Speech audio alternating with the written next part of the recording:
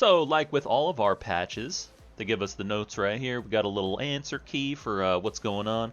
So there's a list of nerfs. That's Annie, Aphelios, Ivern, Kindred, Neeko, Rek'Sai, Varus, Vi, and Wukong. 9 champs getting nerfed. 2 champs getting buffed, Lee Sin and Nidalee. Adjustments to Anivia and Rell. And then our item system changes. So these are just very big changes. Their identities as items are being changed. So Dustblade, Essence Reaver, Static Shiv, and Stormrazor. And we got some skins. We also have mid-season ranked reset. So they're telling us when it occurs, and also the Anivia thing. That's why she's getting an adjustment, right? So people want to play and get the skin. But don't forget, you can also get that skin even if you don't reach gold. You just have to play some more. And then over here we see the times. So Split 1 is ending July 19th for most of us, depending on your time zone, right? But for Korea, where I'm at right now, July 19th at midnight. So, and that's why I was extending the trip so much. But I think I want to be here for Worlds. So we'll see. We'll see what can go down. You want to see me in Worlds? Type in the comments, guys. You want to see me playing with all the boot camp and champions of their various regions? Let me know in the comments. But yeah, mine ends July 19th, midnight, and you can find yours just depending on what server you play on this list. For the Split 2, so after that date, we're going to have Split 2. And there are several changes, several significant changes. So one huge one is the Emerald tier. Everybody's been thinking of that. Oh, Emerald tier, cool. This will reduce percentage of Masters players, I believe, is one of the intent or one of the results that was intended. But also, there is no promo series, so you don't have to play promos ever again. You just play the game and you get your new tier, right? Which is awesome. And then one decent change, I guess, is just 5 placement games instead of 10. So your ranked climb officially starts after your 5th game. It's pretty cool, though. Pretty hyped for a reset, though. I love ladder resets. Very enjoyable. So as for the patch changes, the actual buffs, nerfs, balance changes, we got them right here. So for Annie, she is losing 10 base damage on Q at all levels and 0.05 AP. So if you do the math, this is just going to be roughly 20 damage on a semi-extended lane phase trade. And towards the late game, once she has about 250 to 300 AP, which is generally what I've seen by looking at the various top Annie players, she's going to lose about 100 damage in a team fight, a semi-extended team fight, and then from there, it's going to be roughly 30 more damage per Q, right? So just assuming she gets a cast Q at least 3 times. Sometimes she'll get 0 cast because she just gets 1 shot, right? But that's how these buffs change the game. And the most significant change, in my opinion, is going to be the poke on her lane phase. Now for Aphelios, his is far more complicated. So he's getting effectively 20% lifesteal on his auto attacks from the Severin, the red pistol, right? And on his abilities using that, he's losing about 40% of the lifesteal there. For Gravitum, the blue gun, right, the one that can stun you and stuff, he's losing an entire second off of the slow, which is really nice. That makes it so that you can actually maybe escape him. Because 3.5 seconds, that's very oppressive. That's a long time. And then for Chakram, his sentinel, sentry rather, the little turret that he places down, it's getting minus 20% attack speed overall. So that's its base attack speed, but it receives bonus attack speed based off of his items and stuff, right? So it's losing an overall, just period, 20% of its attack speed. So these are some pretty significant nerfs. We'll see if this affects how common he's going to be in pro play and stuff, and how oppressive he might feel during various lane phases and stuff. He is, he's a little overtuned right now. He's also not being particularly targeted by these item changes that are accompanied by this patch. So we'll see how this affects Aphelios overall. We got Ivern next. Ivern Nerf is, again, this champ is overloaded as hell, right? And everyone knew this was going to be the case. Everyone knew these buffs were way too much, but Riot went through with them anyway, just because I guess they wanted people playing Ivern. So anyway, we've got minus 10 base damage on the W. So this is an on-hit effect, and effectively, during team fights, during skirmishes, Ivern gets maybe like 4 or 5 of these autos, and then you got to remember that Daisy also gets affected by the on-hit. So he's losing roughly 5 autos, so about 50 base and then 50 or 0.5 AP ratio, right? So maybe he'll have 100 AP, so that's about 50 damage as well. And then Daisy gets at least like 3, 6, 9. She usually gets those procs, right? So Daisy's going to lose about 90 damage on 3 of them, or if he's got a bit of AP, she's going to lose about 140 off of just the autos, and then her slam is losing another base 20 damage. So this is an enormous damage nerf, and then not to mention the fact that she's losing move speed, right? So this is a definite good step in the right direction, because currently Ivern can play every lane, every role. That is a sign of an unhealthy champion, right? If you can just pick up the champ and play it anywhere as anyone, right? Like, it's because it's not like Ivern is really the most complicated and difficult champ. If anyone can do it in any role, the champ's overloaded, you gotta nerf him. So this is a fantastic nerf in my opinion. I like this step. Again, step in the right direction. So we're what? 1 for 1, 2 for 2, 3 for 3 so far on these changes. I like it. I like it. We got the Kindred nerf next, and so Kindred is losing 30 base HP and 3 base armor. This is not anything to scoff at, right? So 30 base health is roughly half an auto attack during level 1. But without that base armor on top of that, the Kindred is already losing an effective 20 HP off the base armor, and then the 30 HP, well, 30 plus a tiny bit here, roughly like 36-ish. So the Kindred is losing 1 full auto, just straight up in a 1v1 full-on fight. And then Kindred is a jungler, so she's going to be tanking the jungle creep, so she's going to have a tiny bit less of a healthy clear. So those oppressive, annoying ganks that you get from level 2, she comes with red buff, or level 3, she swings into your jungle, she's going to be far more contestable here. Far more contestable. This is awesome. This is, again, 4 for 4. They're bringing out the big guns, right? I think they've realized that the meta is not very fun right now. We need this shit fixed. So, I like it. Lee Sin, this change is rather negligible. It's really not the most meaningful change. Lee Sin will have maybe 200 bonus AD at a decent point in the game where you're sitting at 25, 28 minutes, whatever, right? So he's gaining 0.5 on the first Q, 0.5, or 0.05, sorry, 0.05 on the first Q, 0.05 on Q2. So at 200 AD, he is gaining 20 damage. That's really not much. Of course, he'll Q maybe 2 or 3 times in a fight, so that's, what, 60 damage? Not much of a buff.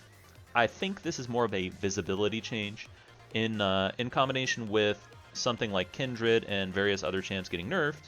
You just say, hey, Lee Sin still exists, guys, play him. Now we've got Neeko, and so this is a bit of a stinker change. It's like, who cares? But everything else I like a lot. Now, looking at Neeko changes, we've got the Q cooldown is going up 2 seconds at level 1, but once you scale it up, it's going to have the same cooldown. So it's going from a flat 7 to 9 at level 1 and 7 at level 5, right? So this is a significant nerf. This is very nice. Reduces a lot of her poke in early game. And then we've got another nerf. Her W is going to lose proc on the on hit. And that's early, but late it's getting a buff. So it's going from minus 10 at level 1 to plus 10 at level 5. So this again affects her early clear as well as her early poke if she's laning. And then the Q also affects her early clear, early poke. And then R, this is the most significant Neeko nerf, and this is what a lot of people have been asking for. We needed visibility on her ult. So when she camouflages or transforms into something else, when she's disguised, right, she has basically free reign to just click R and no one can see it. So now that she has this little 0.5 seconds, or what is it? Oh, no. She only gets 0.5 seconds not revealed, and now she gets 0.75 seconds of visibility. Awesome. That's an actual amount of time that people can react, flash out, you know, maybe Alistar W her away. Just various things like that, right? Which, before this change, just was ridiculous. Neeko would walk up as a minion, and even if you knew that she was the minion, she just walks at you. She has her R channeling, and then she just flashes. And it's like, oh, great. I have a lot of counterplay, man. This is fun. So now that we can see it, perfect. This is, again, banger patch. This is a fantastic patch. This is the shit that everybody's been asking for. Next one. Now this, I don't know about this. Nidalee getting even more mobility. 5 base move speed is not something to scoff at. This is not something that you should think like, oh, what's the point? 5 move speed is significant.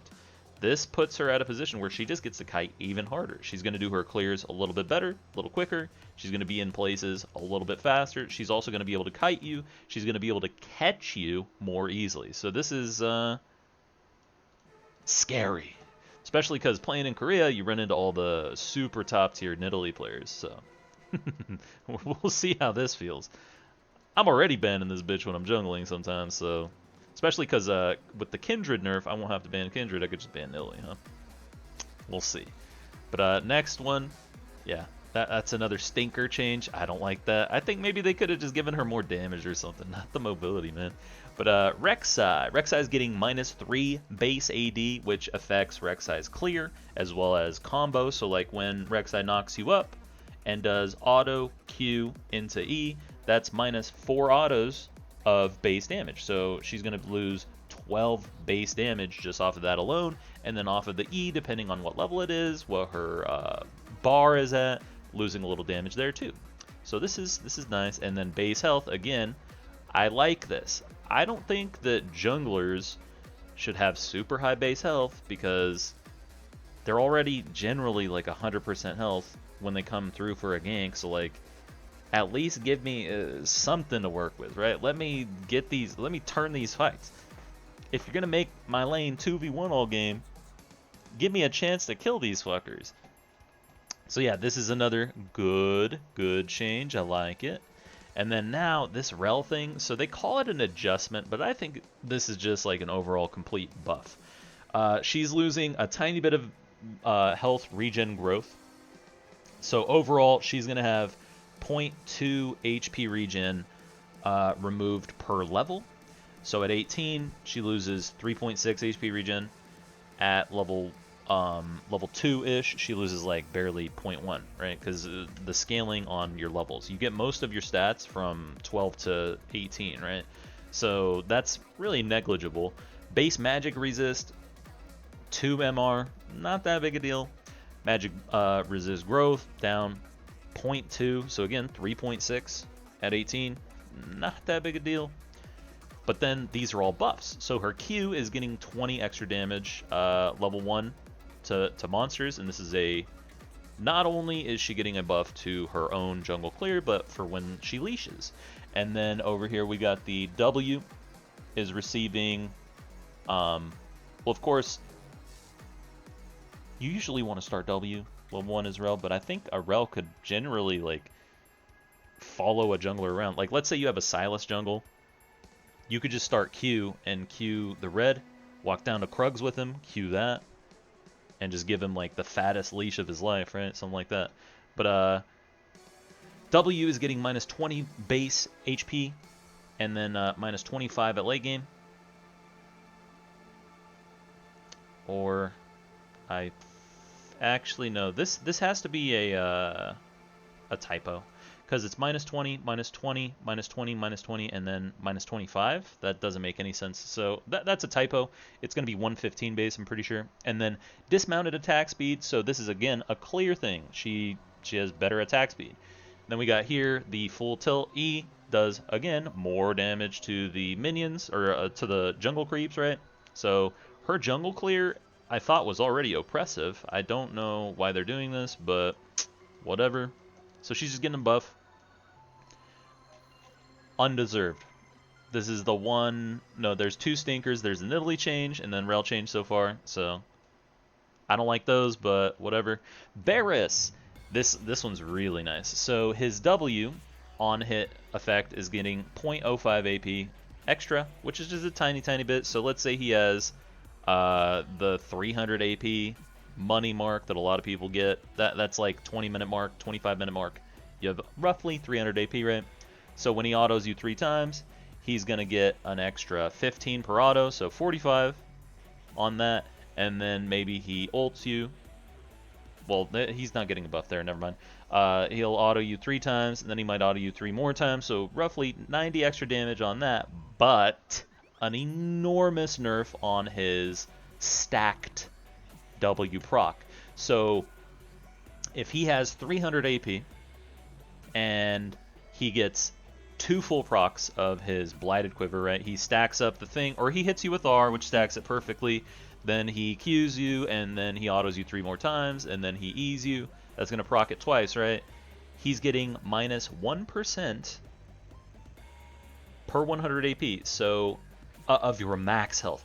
So a full proc at 300 AP is going to give him 9% of your max HP less damage. So at level, and that's maybe level 13 magic mark, so you got about, what, 2,000 HP, we might say, anywhere from 1,500 to 2,500 HP, depending on how tanky you are as a champ, right? So at the 1,500 HP mark, 9% of your health is going to be 135 HP. So even with those 6 autos, he's dealing less damage to a low HP target. And then at 2,500 HP, the 9% is going to be 225 damage. And that's only the first proc. He usually procs it like twice, right? So in actuality, he's going to be losing 18% of your max HP, which for the 1,500 HP target, that's going to be 270 HP that he loses, 270 damage he loses total. And then against the tankier target, he's going to lose 450 damage, right? That is significant. This is a huge nerf, and absolute, like, I love this. This was necessary. We badly needed this. Thank you, Reg. Good job. As for Vi's shield is going to be a tiny bit lower, so instead of 13%, and I don't even know why they picked 13% to begin with, but so it went from 13%, and now it's going to be 10% of max health, and that's going to be real nice for clarity, too, just because 13%, a little harder to calculate than 10%, right? And then her R is a much higher cooldown, from 20 to 80 seconds. Now it is plus 20 seconds at level 1 of well, level 6 is when she levels her R, but it's going to be plus 20 base cooldown, and then plus 10 at the final level up, which is real nice. She just has less windows of opportunity. That's all that means. She doesn't get to ult you off cooldown as often. And then she's less tanky. And so usually if you're watching various fights with Vi, she's going to get that proc like 3 or 4 times. So this is effectively, she's losing a tiny bit more health in these fights. Or even just straight up losing a duel off of it, which is nice. Wukong, his change is like not enormous, but it is a change. His jungle clear is getting a slight nerf. So his E is going to deal less damage to monsters and minions. Doesn't deal less damage in duels or to the wave clear, anything like that. He just loses this in the jungle, which is nice. And now these changes are significant, okay? So Duskblade, we've all encountered Samira doing her bullshit, using her R, and then we can't target her, right? So very, very annoying. Well, they removed that. A takedown will no longer proc Duskblade's untargetable effect. during a channel effect, right? You can't do that anymore. Thank you. We needed that. Ugh. That was, again, annoying, man. Like, there's so much stuff in League that just pisses you off, like Lulu Polymorph or Yumi in general, right? Thank you, they removed it. Essence Reaver. Now, this one is huge. This is an enormous change to Essence Reaver, and I did a little math for you guys, right? So, TLDR, if you rush Essence Reaver, you are getting a tiny bit more damage, okay? So, first item Essence Reaver, slightly more damage. Second item Essence Reaver, and for the items, I'm calling this Duskblade and Essence Reaver. Plus, I'm saying you take the AD, the adaptive AD shard, so that's about 5 AD, and then as Rengar anyway, we're gonna have bonus AD based off of our Bone Tooth stacks, right? So, little math magic, at 1 stack, or rather at 0 stacks, we are gaining a tiny bit of damage, basically negligible, right? We're gaining like 280 or 2 bonus damage per proc, 3 bonus damage, 4 bonus damage, and then at 5 stacks of the Bone Tooth necklace, we are losing about 2 damage. I can show all the math in the comments for anyone who actually wants to see that, but generally you guys who listen to the patch notes don't really care for that.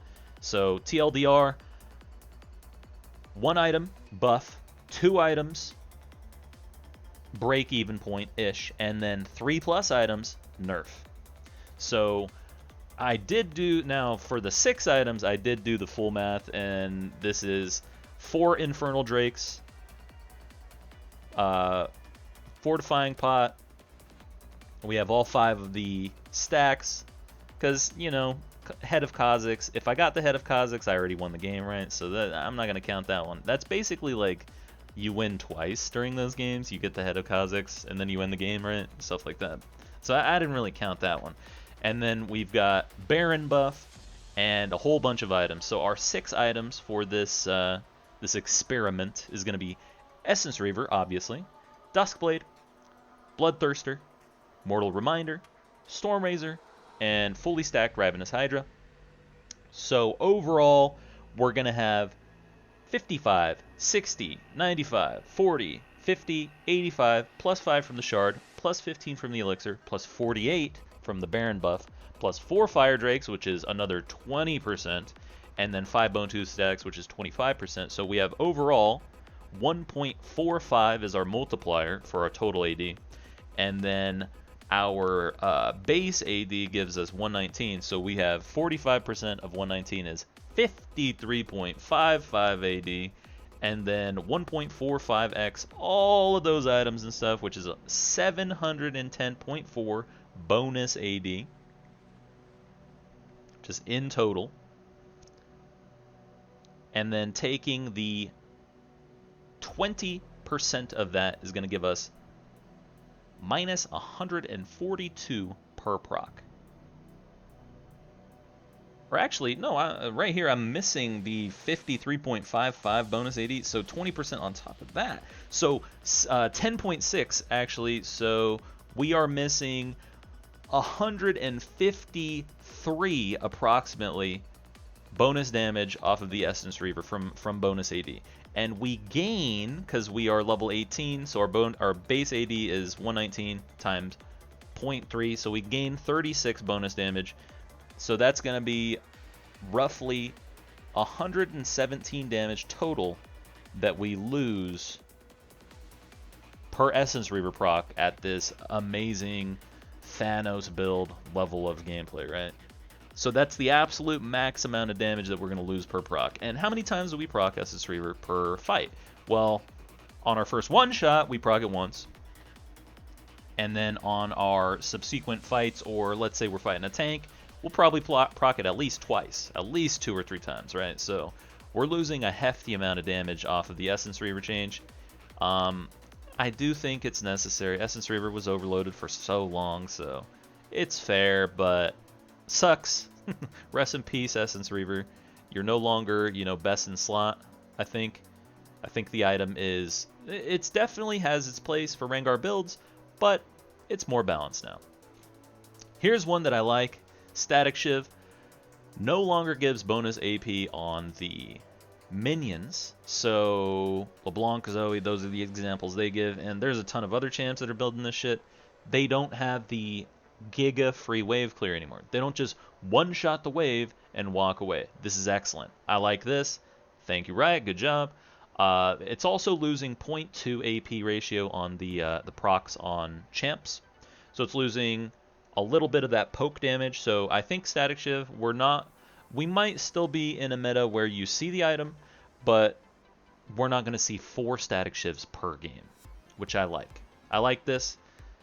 I wasn't a huge fan of the fact that watching a game or being involved in a game was basically just Static Shiv breaks the wave, they walk away, and they ambush jungle and stuff. I think there need to be windows of opportunity where someone's actually, you know, putting forth effort. They're needing to spend a little bit of time clearing a wave. I don't know about you guys, but I think that is something that should be important in the game, right? So I like this change. Good job, Riot. Next one, Stormrazor. This is another item that us Rengar players, we tend to like. It's not super overloaded like it was on release for the rework, right? It's not like incredibly OP, but it is definitely an item that you can pick up. So Stormrazor is now mostly just base damage on the Energize and a tiny AD ratio as opposed to the full AD ratio that it once had. And so basically did the math, and it's going to be, for AD users anyway, because it's losing the AP ratio as well, but for AD users, the break-even point is going to be 214 total AD. So before you have 214 AD, this is a buff, and after you have more than 214 AD, this is a nerf. So that 6-item example that I gave, right, with 710 bonus AD, and then fucking, it was 120 base, so like grand total AD was like something like 870 or something, right? That would lose, what, 0.35 of that? That would lose roughly 220 damage per proc. That is an enormous nerf, right? So Stormrazor is no longer quite as overpowered, right? I didn't even notice this. They even mentioned it specifically. This is a Rengar nerf. Yup. This is a significant Rengar nerf. And so the Essence Reaver and the Stormrazor nerfs are good Rengar nerfs, in my opinion. Rengar's OP as shit, and this is a good way to nerf a champion who is pretty reliant on items and scaling, right? So good job, Riot. Again, good job. Well done. This is a good patch. I think this is a very good patch. Much better than the past few patches that we've encountered. I'm happy with these changes. Good job, Riot, and keep it up. Riot Freak, I don't care what they say, I think you've got a nice head of hair. But yeah, thanks for watching my little rambling, raving patch note breakdown, and I'll catch you guys on stream.